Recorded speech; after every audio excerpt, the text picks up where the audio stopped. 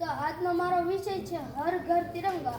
તો મિત્રો, હું તમને હર ઘર તિરંગા વિશે થોડુંક કહીશ, તો મને આશા છે કે તમે શાંતિથી સાંભળશો. આજે આપણે 15મી ઓગસ્ટ મનાવી રહ્યા છીએ. 15મી ઓગસ્ટ એટલે આપણા આઝાદીનો દિવસ, અને આ દિવસ આપણા દેશ માટે ખૂબ જ મહત્વપૂર્ણ દિવસ છે.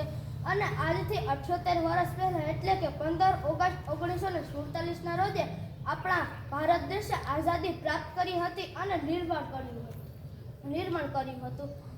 આજે ભારતને 78મું વર્ષગાંઠ છે. આ શુભ અવસરે સરકારે એક અભિયાન ચાલુ કર્યું છે. આ અભિયાનનું નામ છે હર ઘર તિરંગા, અને આ અભિયાનનો ઉદ્દેશ્ય એ છે કે બધા ભારતીય નાગરિકોને પોતાના ઘરે ઝંડો ફરકાવીને ગૌરવ મહેસૂસ કરવાનું છે. તો મિત્રો, હવે આપણે જોઈએ થોડુંક મહત્વ આપણા દેશનું. આપણા આજથી 78 વર્ષ પહેલા એટલે કે 15 ઓગસ્ટ 1947ના રોજે આપણા ભારત દેશે અંગ્રેજો સામે લડત કરી હતી, અને તે લડતમાં આપણે સફળતા મળી હતી. અને આ જ ખુશીમાં આપણે 15મી ઓગસ્ટ ઉજવીએ છીએ. તો મિત્રો, તમને મનમાં એવો પ્રશ્ન થતો જ હશે કે આપણે ધ્વજવંદન તો કરીએ છીએ, પણ શા માટે કરીએ છીએ? તો ચાલો હું તમને આજે આપણા રાષ્ટ્રધ્વજ વિશે થોડોક ઇતિહાસ કહું. ભારતની આઝાદીના 24 દિવસ પહેલા એટલે કે 22 જુલાઈ 1947ના રોજે આપણે બંધારણ બેઠક સભામાં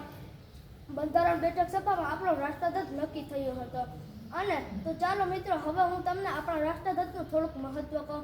આપણા રાષ્ટ્રધ્વજમાં 3 આડા પટ્ટા આવેલા છે. તે 3 આડા પટ્ટામાં 3 રંગ પણ છે. અને સૌપ્રથમ પહેલા આડા પટ્ટામાં છે કેસરી રંગ, બીજા આડા પટ્ટામાં છે સફેદ રંગ, અને ત્રીજા આડા પટ્ટામાં છે લીલો રંગ. અને વચ્ચે મધ્યમમાં કેન્દ્ર ઉપર આવેલું એક 24 આરા ધરાવતું ચક્ર છે. તેને આપણે અશોક ચક્ર તરીકે જાણીએ છીએ.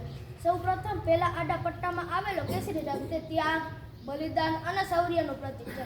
બીજા આડા પટ્ટામાં આવેલો સફેદ રંગ તે શાંતિ અને સત્યનું પ્રતીક છે, અને તે દર્શાવે છે કે આપણે હંમેશા શાંતિ જાળવવી જોઈએ અને હંમેશા સત્યના માર્ગ પર ચાલવું જોઈએ. ત્રીજા આડા પટ્ટામાં આવેલો લીલો રંગ તે નમ્રતા અને સમૃદ્ધિનું પ્રતીક છે. લીલો રંગ આપણી કુદરતી સંપત્તિને દર્શાવે છે.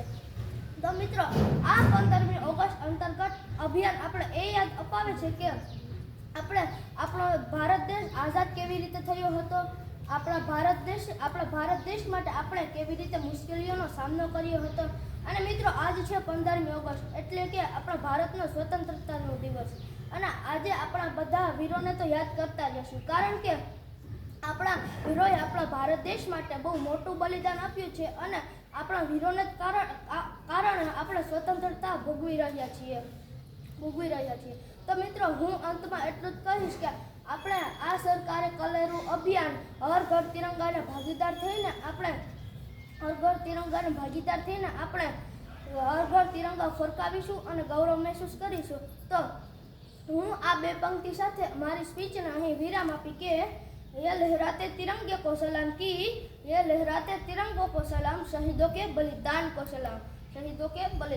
सलाम, और इस आज़ाद भारत के जश्न में आए हुए आप सभी को मेरा सलाम. जय हिंद, जय भारत.